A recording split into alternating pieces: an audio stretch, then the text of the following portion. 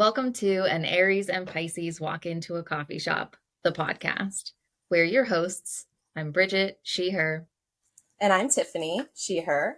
This is a podcast where two friends let go of perfectionism and talk unedited.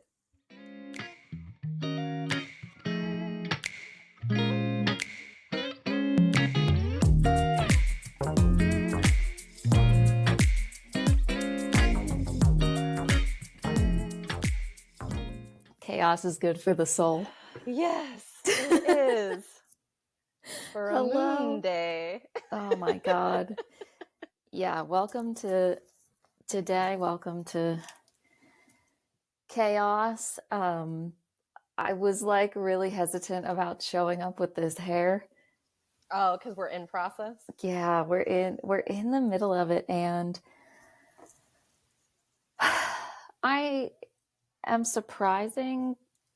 I'm like hearing an echo in my thing, so I don't know if it's a very faint echo.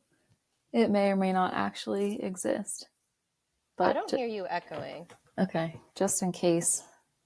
It's only sometimes. I don't know. So I'm surprisingly chill about this.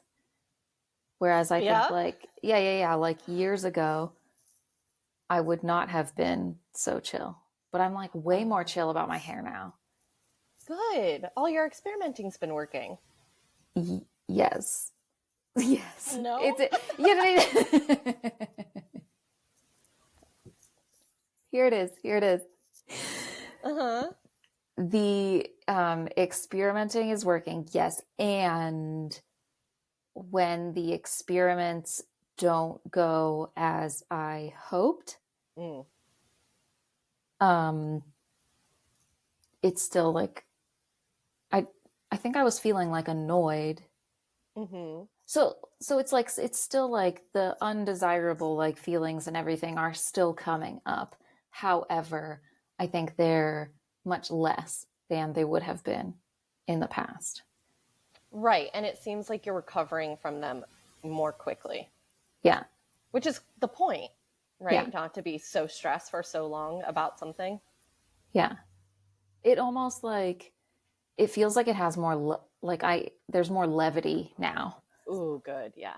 Yes, and that feels great because I mean, of course, like I wanted to sit down and just like do my hair and have it done and like be done with it and have it look perfect and great. But that's not exactly how it goes when you're doing at-home hair experiments. Right. It's also not how it necessarily goes if you go to a salon either. I was going to bring that up. Yeah. I've had some disasters that I paid for. Yeah. Same. And yeah, right. Like when we were removing the red from my hair years ago, that was very much a process of, okay, let's do one round, see where we're at.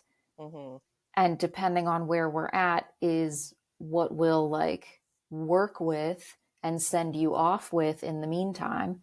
And that, so that's how I ended up with like that really cool, like coral hair and like stuff that I hadn't planned on, but it was like, that's what my hair wanted to do in between. So we leaned into it. Yep. And that ended up being some of the best hair when it was just like leaning into what my hair wanted to do. Right. I've never heard you describe it that way. Yeah. And now I'm like, oh my God, what is next? I know exactly what happened though. It hit me the other night and I was like, oh, exactly what happened makes 100% sense. Oh, okay. Like, so I don't feel bad about it. Because it was more predictable? I think maybe because like when we did it and my hair was wet, I think it looked worse. And I was like, this is just the biggest disaster ever.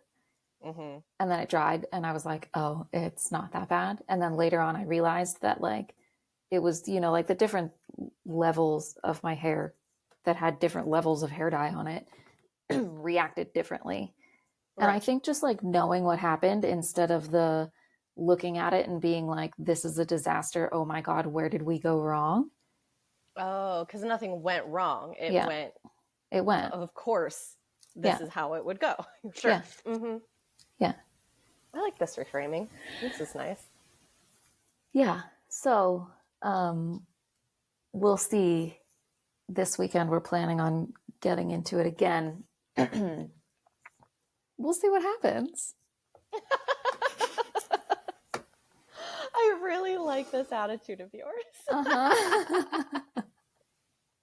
It also doesn't help that like I hate this color here. Oh, really? Like, yeah. Is it like too light or something? Or It's too wrongly yellow.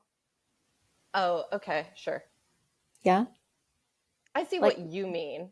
yeah. Like, because I mean, it's the same with what we've talked about plenty of times where someone else looking at us is like, fine, Yeah. great. And then Yeah. us, we're like, oh no, I cannot have a body now because this hair isn't sitting right. This This isn't the isn't right it. color. This isn't what Right. I thought. Right. I'm also in that spot of the bangs are too long. Mm. And it's weird now, like you can see my dark eyebrows through the bangs, and that's given me a whole Oh, I hadn't considered that. thing That would be too. wild. Yeah, Yeah, because you're not used to that. right. But they need to be like a bit short. It's a whole thing. I'm gonna trim them today. That's gonna be good, Mm-hmm. and then color on the weekend. Well, Mm-hmm. bleach and then color. We'll see. Yeah, we'll see what happens. We'll see what This is the weirdest experiment of How like so? going back to red Mm-hmm. after I had that point in my life where I was like, gotta get rid of the red. It's not me anymore. Gotta get rid of the Right. bangs. It's not me anymore. And Mm-hmm. then, I've come back to the bangs and then I was like, oh, I want the red hair back. It's so interesting. I was reflecting on my own journey back to dyeing my hair red because someone was asking me about it. And I was reflecting, and I kind of have like my spiel, like you're like my condensed version, because obviously we've talked at length about like how spiritually important it is to go backwards Yeah. and like reclaim this color for myself after, Yes. having done it for over 10 years. And the weirdness of having it with a haircut I've never had before in my Mm-hmm. life. And my journey to getting rid of the red, heavy air quotes, was more accidental than yours. I never thought I need this to be gone and is it me? It was just kind of a natural progression of like playing, because I Oh. had a collaborator that was really excellent at color and creative and fast. So when I was going to see him, I wanted to do something slightly different with my hair, but I didn't know what. And so what I ended up doing is just kind of going with some adjectives, or I would like see a color palette online that I thought was like really beautiful. And I'd be like, what do you think? And then he very excitedly would just be like, all right, let's go. I have an idea. And like occasionally would check in with me and be like, well, what if? But most of the time was just like, are you chill if I just? And I normally would be like, okay. So it was just like a slow progression of like my hair getting less and less red because we were putting more and more different colors into the red, Okay. until eventually it was just like, well, what if we? And then I ended up with all kinds of colorscapes. And the last one I ended up with was like the greens, which was completely accidental. Like I never made a conscious decision that I was going to go from red to green. It just kind of naturally progressed as we played, from like reds with more blues with more like magenta-y purpley, and then I think we eventually played with blues into the green palette. So then when I moved away and didn't have that person to play with anymore, I just stuck with the green because I was just like, well, now I don't know what to do. And it was interesting. The last time I went and got my hair trimmed with the stylist I have now, she made a remark of how funny it was that when I came to her, I had long green hair, and now I'm on the opposite side of the spectrum where I have a red pixie cut. Which is how I left my last stylist. Oh, sort of. I still had long hair. I went to him with very long red hair, and then I left with long green hair. Um, and so hearing you be like, the contrast is interesting to me, because I didn't think mine was an accident until I started reflecting on it. Until hearing you were like, mine was a decision. I was like, I did not make a decision. I just bumbled along until... That's great. Yeah, mine was like so I don't know if I want to say like intense or hard of a decision that like my identity is shifting and this needs to change. And I wanted to pull the red out of my hair to go purple. Mm-hmm. And then the journey of it was happening. And then I had that like coral, and then it was like a lighter coral, and then it was yellow. And then well, it was orange before all of that. But I think that like I didn't get to the point of purple. And then I also was in the midst of such a just like identity shifting internally that I was like, do I even want the purple? I also went through like a green phase. I thought that I was going to do green, and green hair is like something. I love green hair. Your green Sometimes hair, I miss it. your green hair was so good. I would have gone with a different kind of green. For me, I was thinking more of like an emerald, like a, I don't, I don't know how to describe it. Anyway, I think that like I just got to a point of like I made this decision, but then like I started questioning everything like really heavily. Mm-hmm. And then I didn't end up doing the purple. Like I didn't end up doing the things that like I thought that like I wanted to do.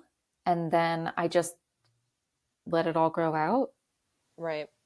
I also think that the magical, wonderful stylist that I was going to quit working. Like something That happened. sounds correct. Yeah. I mean, that's what happened with me is I felt very sure about how I wanted my hair to look for a while. For me, though, it happened later. It was the pandemic time. Yeah, this was like this was leading right up into the pandemic. Yeah. And mine was Yeah. like, I felt really good about my green bob, and I was having a lot of fun with like adding in some blue and playing with the different shapes of a bob. And then the pandemic, I was just like, I don't know what I want to look like. I don't know what's happening. I think that I'm just going to keep on chopping the ends off so I feel alive. And I don't bleach my hair at home because I'm afraid. So it just kept growing out. And I was just like, well, it probably would have been a prime time to grow my hair out. But at the time, everything was so in flux and I was going through such a mental health time before the pandemic.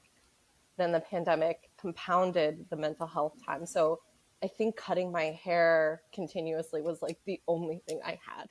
I was just like, well, I guess we're keeping the bob. And then I don't know what happened. I kept on saying, I think I'm going to grow it out. And now I have a pixie cut. So listen, it happens. It happens to the best of us. I'm just like, I'm wowed. Like, this is the longest my hair's ever been.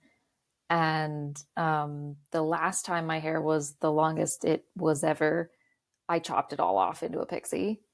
oh, that looks so good. Remember your And shark fin? that was the only good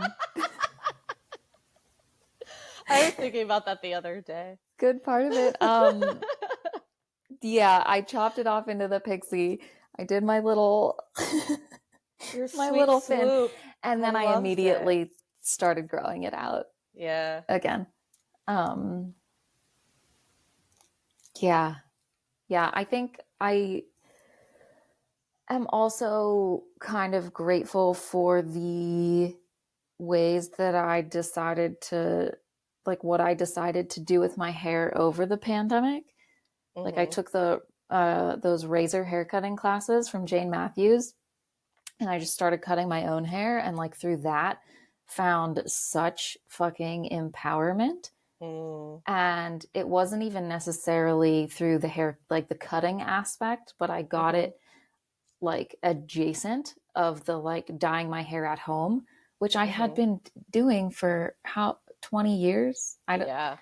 And I didn't realize how much like shame and stories I had like tacked onto that about Ooh. like doing Yeah. my hair at home and like embarrassment, like all of the things, like always thinking that like like what I was doing wasn't good enough, Right. or like somebody at a salon, like would see it and like say something, or like be judging me. That's you Right. know. Mm-hmm.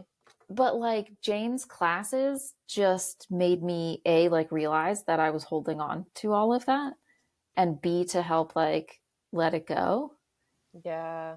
because like she teaches that in these classes you're going to cut your hair, and that you have like, what's the word, I don't know if it's like empowered or like that, like you mess it up and like you have the right to mess up your hair, you have the right to cut your hair, Mm. you have the right to do whatever you want, like to your body. And just to me to be like I have the right to mess up my hair, like would that felt like revolutionary. And Yeah. It's like like, radical autonomy, right? yeah. Like you And get to mess up something and or make it whatever you want with no right, one else's input.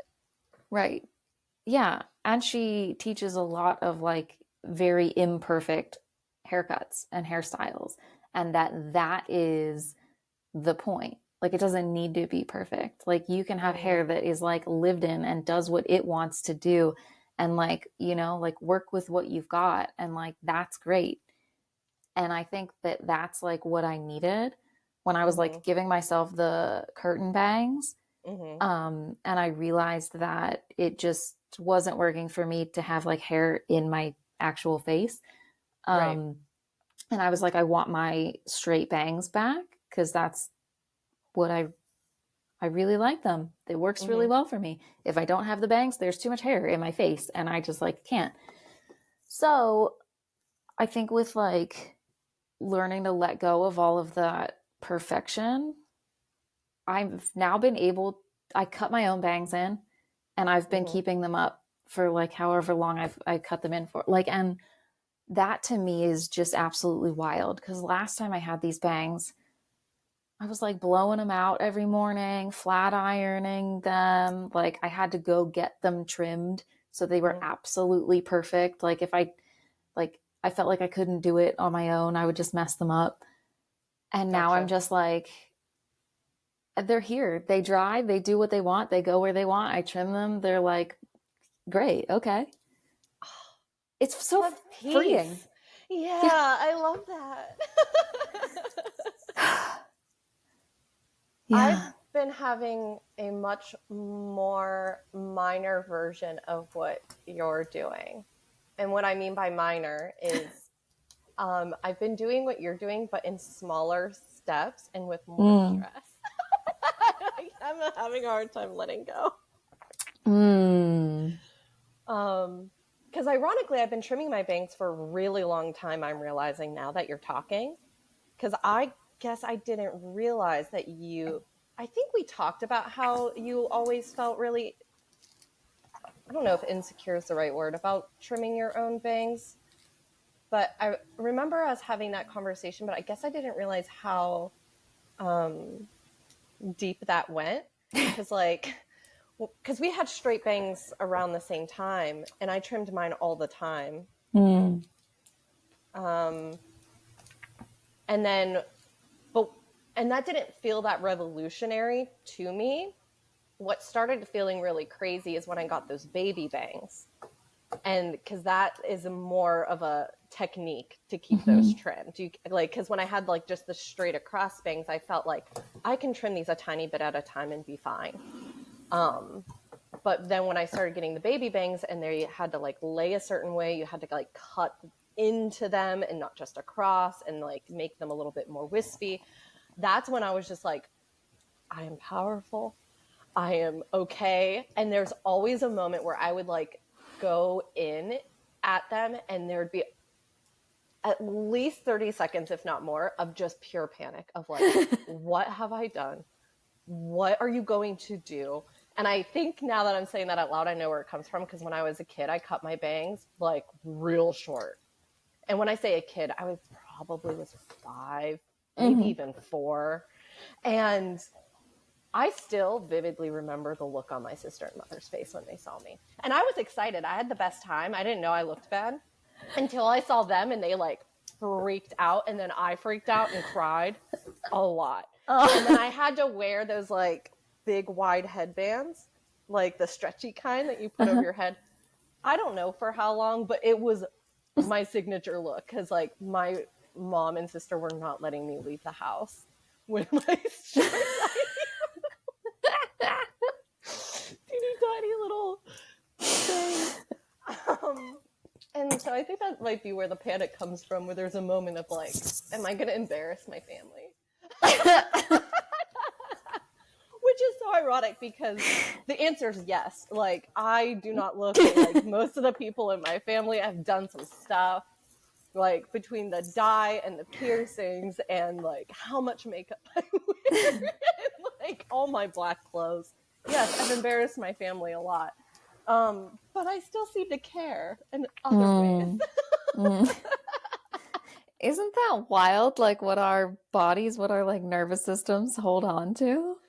Yeah. And I should say, I mean, it's gotten a lot better. My family's not embarrassed anymore. I mean, I've even gotten compliments on some of the things that I've done that in the past would have horrified my mother.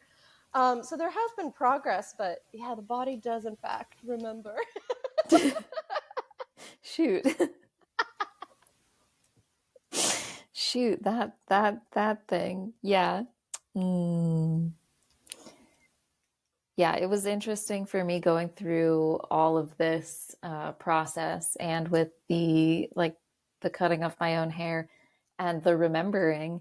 And I distinctly remembered a time in high school where I was with somebody, and we, for some reason, stopped in to say hi or talk to their hairstylist in the mall. And she made some like offhanded comment like, "Oh, did you dye your hair at home?" Or like something like that, or use like a box style, like some comment like that. And I was like, yeah, because like I loved my hair. I was like, yeah. And she's like, yeah, I can tell. And I remembered like, oh shit, that has stuck with me. Like, and I was like, no wonder Wow. I feel like shitty about, Yeah, because you were judged Yeah. at a very And impressionable age, and you felt good about it, which is kind of like feels worse, because yeah. you're like, I love this, and someone is like, ugh. What? That's horrible. I know. Like I've been thinking about that, about like what I want to do this week, like going out, because some of this is just absolutely wild, where some of it makes sense for what was going on in my head, and some of it was just maybe like application error. Um, Oh, but like just thinking of like, oh, if I go out in public, I'm going to be perceived, right? This ugh, thing. being And like, perceived. yeah, and like, but also just like the thoughts of that, like, it doesn't matter, you Mm-hmm. know? Like, it doesn't matter what people think about my hair. Like, it doesn't, like, so there's the one hand that's being like, oh my God, I don't want these people to like judge me and be like, ugh, she has like Mm-hmm. terrible hair. And like, I don't, I don't want that. But then on this other hand, I'm like, it's not their hair. It's not affecting them in any way. This also Mm-hmm. got me thinking about like compliments and how we give people compliments. And if you give somebody like a quote unquote good compliment, or something that is like positive or well received, this other person is like, oh my God, thank you so much. Like if you're like, I love your hair, like, thank you Mm-hmm. so much. Like, it looks so great. Like, oh, great, great, awesome. But if that person was to instead be like, oh, your hair's awful, Mm. like like the ways that we let other people's like words and opinions dictate like how we feel, but like none of it matters. It doesn't matter if you like my hair. Yeah. I'm not doing my hair for you, like, Mm-hmm. like it doesn't matter if you don't like my hair. Like, that to me is like a wild thing to like. toss around. Well, right, because all of our lives we've been taught that we need to care what other people think and that we should be looking away for other people. So then to challenge that does feel really wild because it's going against all the conditioning of society that, especially femmes, but I'd argue all humans, have to look or appear or present a certain way to make people more comfortable or accepting. Yikes. Big yikes. Yeah, yikes. Fuck it all. Yeah, being perceived as a time. That it is a time. And I have physical therapy this afternoon. So I'm still like trying to decide what I'm going to do with my hair. Like when I need to leave the house. Like, am I going to put it up? Because this weekend I was wearing one of those headbands that you were just talking about.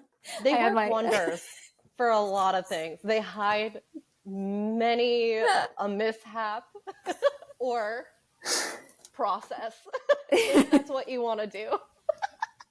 Yeah. Yeah, so that might be in the cards. But I don't know, maybe I will just very boldly go out like this and see what happens to my internal landscape. I love that experiment and I want a report if that's what you end up doing. Well, actually, I want to report either way. I want to see what you ended up deciding and why and what you felt about it at the time. But I am particularly invested in what it would be like for you to be like, I'm uncomfortable and I'm going to go out like this anyway, because I've tried to do that with some minor things and it is fucking hard. Being perceived in general has been a struggle for me, but some days I love this short hair. Most of the time, though, I'm just like, what is it doing? Who am I? Why does it have to be like this? I thought this was going to be easier to style. It's harder. And then having to go outside when I'm having one of those days. Oh, you should have saw me this morning. Oh. And I'm still not even sure what's happening.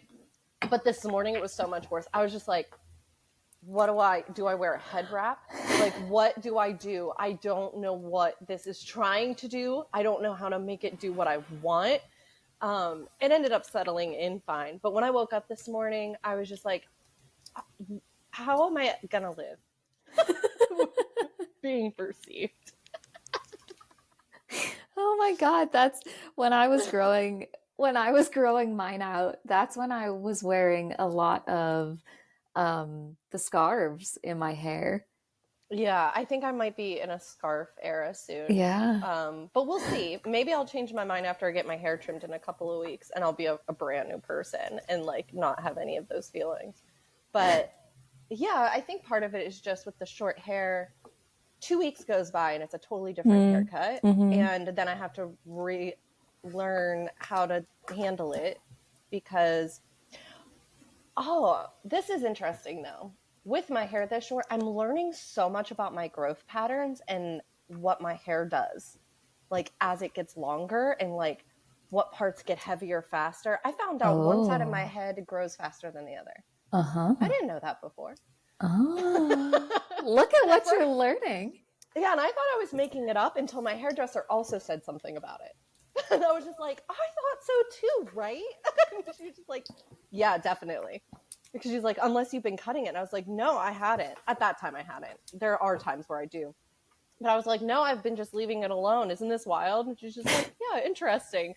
So I don't know if what that means other than it's kind of neat to find out certain things about my own head of hair that I just probably never would have realized if I had always kept it long.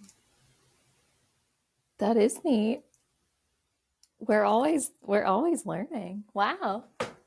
Yeah, having a body is so interesting. I've been thinking about that a lot because there's an episode of We Can Do Hard Things where Glennon was talking about how she's just uncomfortable with having a body. Like the whole experience of being a body is so strange. Actually, this might have been might have been the same episode we were talking about in May. Now that I'm thinking about it, I think we might have talked about it, but the idea that we don't have a body, we are our body. I cannot stop thinking about that because I don't, for most of my life, I didn't think that way. It just felt like I needed to control this thing that I had been given that wasn't working the way I wanted it to.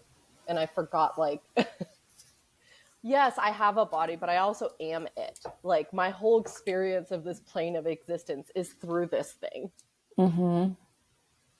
And figuring out how to come to peace with that and work alongside it instead of against it all the time has been strange. Indeed. That episode also was like a mind blown for me. And have we talked about this on here? Yeah, I think we did. I think it's the embodiment episode with Dr. Hillary. Okay. But it's not like the only time I've ever heard that. Why that episode really hit for me was because it was encapsulating so many things I had been learning with like somatic therapies and like through trauma work. The Body Keeps the Score book, like all of that was saying the same things, that like, yeah, we have a body and also are this body.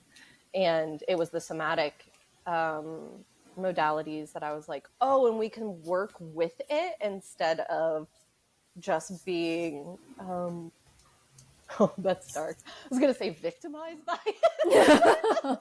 It does feel that way sometimes, like that out of control feeling of like, oh no, this is just happening to me and there's nothing to do about it. The somatic modalities have helped me be like, oh, that's not necessarily the case. Yeah. I feel like those that thought isn't. I think it makes sense, especially with like chronic pain. You can feel like a victim in your own body with that stuff. I wanted to bring up something kind of body related. I made a note to give you an update. I thought it was funny thinking about the cold plunge of it all. Oh.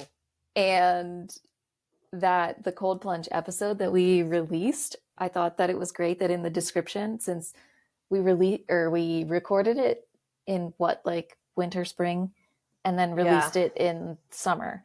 And you were like, this is curious, like, does Bridget still feel the same way now in summer? And okay, so we're recording this in the beginning of August. Yeah. And I wanted to give you a summer cold plunge update. Okay, yes. Okay. Lay it on me. Okay, right. So my thoughts were that the winter is a bad time to do a cold plunge because my body is already cold and uncomfortable. I'm not going to put it through that extra discomfort. So in the summer, when my body is like warm and like feeling better, that would be a good time to do a cold plunge because I could handle it. So I was curious and I tried to turn the shower water a bit cold, but it's still the same fucking thing. I'm still a hard no on the cold, like especially in the shower where you can only get bits and pieces. It's tiny needles of cold. No, thank you. But then this interesting thing happened where I went to the skate park for the first time and thoroughly wrecked my body. Like I fell multiple times and really like it really like shocked me and like hurt me. I was hurting. And I was like, my brain had the idea of take a cold bath. Like you need ice all over your body. So obviously the way to do it is by getting in a cold bath. And I was like, okay, I guess this is the cold plunge, but it like felt like the moment for it. Yeah. So I made the cold bath, not like super cold, but just like definitely wasn't warm. But here's the problem is that my bathtub, I think, was just designed for like a small child. Like I'm only 5'4". I can't get my whole thing in this bathtub. Like, so it's either that I'm like that. It's either that I'm like sitting there and my legs are in, or I like put my torso in and my legs are out. Yep. And I was like, this still isn't, I need to be all in or nothing. Cause it was like insufferable. It was awful. I had to add some like warm water into it so I could at least like, cause I put Epsom salts and stuff in, and I was like, I wanted Yeah. to at least like soak in that. So I added a little bit of like warm water so it felt like I could at least take turns soaking my torso and my legs like Uh-huh. off and on and like rolling over. So like this arm could be in and then this arm could be. Yes. I know that Anyway, dance. The bathtub dance. yeah, I'm just not about it. And I thought that it was really interesting that on Instagram, on my personal Instagram, I had asked people what they do when they're feeling disenchanted with life. Mm-hmm. And one of my friends replied back to it, and he said doing a cold bath Mm. he might have said every week. Like it was very like, and Whoa. then we like messaged back and forth about it. And he has like the exact temperature that he like sets it at and like measures it and like for the like amount of time or whatever, and like regularly does it and swears by it. And he's like, yeah, and in the summer the water doesn't get cold enough, so I do have to add ice to it to get it the right temperature. And I was like, you are so fucking dedicated. I was very impressed, very impressed, Wow. very impressed. And I was like, not for me. You're like, that's incredible. Yeah. Aspirational. Not for me, though. Yeah, not, absolutely not for me. But then I was also thinking like, oh my God, like how do people like, to me, like the thought of doing that seems like Yeah. the most monumental, crazy, wild thing to do to like take care of yourself, to do some like self-care. But then I Mm-hmm. got to thinking that like, well, maybe that doesn't feel that way to him. And then I Right. like, maybe it just does to me because I also like don't like baths in general, but I've heard that people enjoy baths. I've heard that there are people out there that enjoy taking baths for like, Yeah, I'm one you of know, them. yeah, for like Mm-hmm. for self-care, for like soaking, for like intuition stuff, for like decompressing, for Yep. cleaning your body. I've heard that people like those. Yeah, that's me. I'm one of those rare But like unicorn humans. I like to soak in hot water. And I do, in fact, do it for my mental health, probably even more than my body. But my body also benefits because the heat with the chronic pain and Epsom salts does help.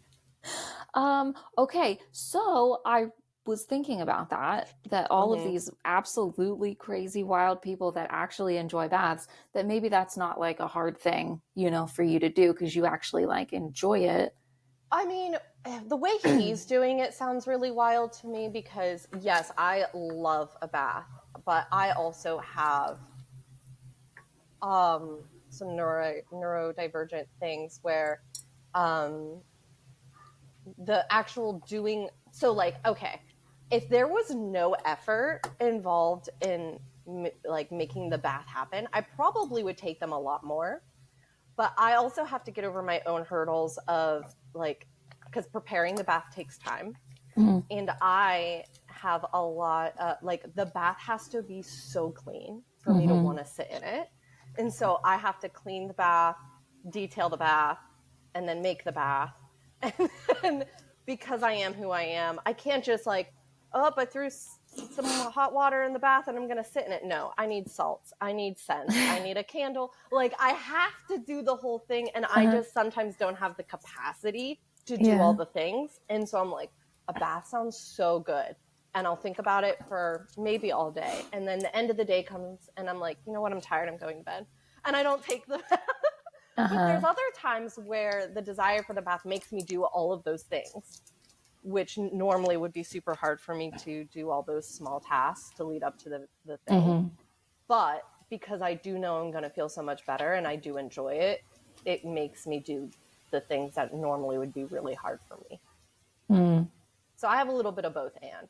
Now, the cold bath, that does sound wild to me because and maybe this is still a neurodivergent thing, I'm not sure, but even things I know for a fact always make me feel better, sometimes it's very hard for me to get to them.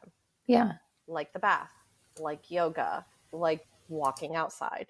Like sometimes it's very difficult for me to do those routinely, even though I know for a fact I'm going to feel better after. Yeah.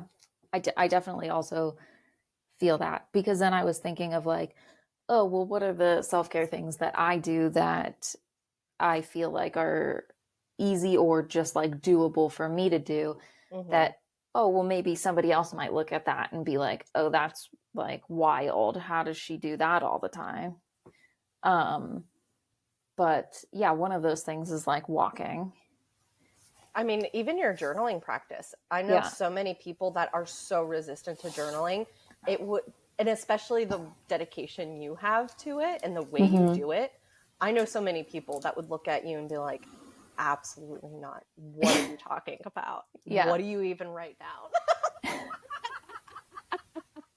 I mean, I I know mean, the answer to that as an avid journaler, but I've talked to so many people that were like, you journal? Why? How? And I know that, like, because you're even more dedicated and habitual about it than I am.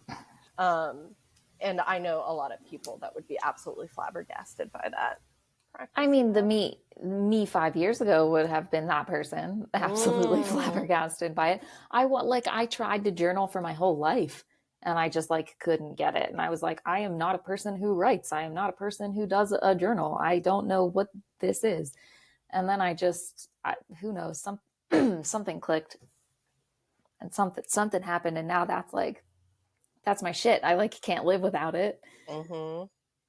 But yeah, I've talked to like many people that are like, Bridget, like that's so impressive. Like, how do you do that every single day? And I'm just like, at this point, I'm like, that's the one thing that I literally don't think about. I don't have to question it. There is zero resistance to doing it. Mm. That is like one thing, like the one thing.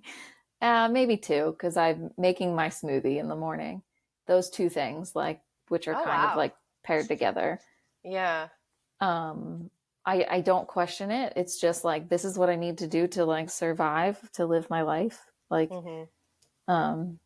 like I know that I need to eat every day. Well, I know that I need to journal every day. It's like the same, it's on the same level, but nothing else is. Like, like going for a walk or like doing yoga or like things Mm-hmm. that I know, these are things that I love and that help me to feel better in whatever way, shape, or form. But yeah, it's the like, there can be so much of that resistance to like starting it or like getting it going. Like I could be thinking about it off and on for forever, but like, Yes. can I actually like do it? That's so hard. I am just having a thought though that as we're talking, maybe that is the internalized perfectionism of, oh, the things we do for ourselves aren't good enough unless. Because I was just as I was saying, listening to you talk about the yoga thing, like I think that there are people that would be flabbergasted that we go back to yoga at all. Like I know people that have said, "Oh, I should do yoga. I think that would be helpful for me." And then like, yeah, you and I might go a while without doing like a formal yoga practice, but we always return to it in one way or another eventually. Mm-hmm. Mm-hmm. It, yoga to me feels like a core part of, like a core foundational part of my being. Like I look at, like if I'm doing other movement or exercise or something, This. it's that like Mm-hmm. that foundation to where like it's that like connection to my body, so I Right. have some kind of awareness when I go into something else Yes, that I can pull from. exactly. And I think that, and that's just an example. I mean, the same thing with, I mean, any of the self care practices, just because you don't do them all the time or habitually doesn't mean that you're not. What am I trying to get at? I feel like there's a bit of a judgment that I need to uncover there where it's just like, because I even did it with you just now where I'm like, oh, you're better at journaling than even me, blah, blah, Mm, blah, blah, blah. And then I'm like thinking about it mm. and I'm like, but other people don't journal at all, ever. Yeah. So like what if like yeah, because I think that when you said that to me, I was like in my head, I was like, wait a second, like Tiffany, like the writer, Tiffany, the journaler, Tiffany, like is trying to say that I'm better. Like I think that hit me, but I didn't know what to do with it. What what if I think that you can't say that I'm a better journaler than anybody, you I know? think that's what I'm getting at. Yeah, That because there was I an can't. underlying judgment of like Yeah, comparison there that doesn't mean anything. right, because you journal in the way that works for you. And even, oh, you know what else it is? It's the you can't keep perfect balance all the time, Mm, because mm-hmm, literally balancing means constant adjustments. mm-hmm. And so for me, I think I get judgmental with myself when certain self-care things go by the wayside, but it's because I'm balancing something else, or my Right. focus is being pulled in a different way. And instead of judging myself for that, I think my scope gets too narrow and I need to widen it out, where I'm like, overall, Uh-huh. it's balanced if the scope is wider. But Yeah. yeah, if you're looking in the moment, like someone standing on one leg and then like kind of buckling looks like bad balance, but it's not. They're learning something, even in Mm. that moment of topple. Wow. And it's so funny because I would give that to anybody else, but I'm now realizing I'm not giving that to me very often. Interesting. Mm. Hmm. I think that we just like we just chiseled away at like something just now. I think we're really like yeah. Yeah, I feel like an archaeologist. I'm like gonna grab a paintbrush. I'm gonna start dusting off crevices. Like there's Yeah. something real deep in there that I don't think I think I let that go unexamined for a while. Ooh, interesting. This is good. This is good. I also think that I really needed to hear all of that and that it needs to marinate. Yeah, that's something I think. Oh, the spiral staircase thing of like, Mm-hmm. oh, I know this. Here we are The again. fucking spiral staircase. So this is like our, like each podcast episode, and then afterwards it's just going to be like featuring the spiral staircase of learning. We should get matching spiral tattoos. Okay. I think I know what we're doing when I come to visit. Yeah, just a little sacred geometry to remind us that, we're doing a really good job, which I think is our tagline. Yes. That's so funny because I was just thinking that earlier. I was like, we say that every time, but I was like, we are doing a good job. Yeah, and So I mean, yeah, we should tell ourselves that because we we should. deserve it. Yes. Yes. Wouldn't it be funny if every episode after this we just named we're doing a really good job? We're doing a really good job, number 133. In summary, we're really doing a good job, and you probably are too. I would venture to guess that yes, that is indeed the case.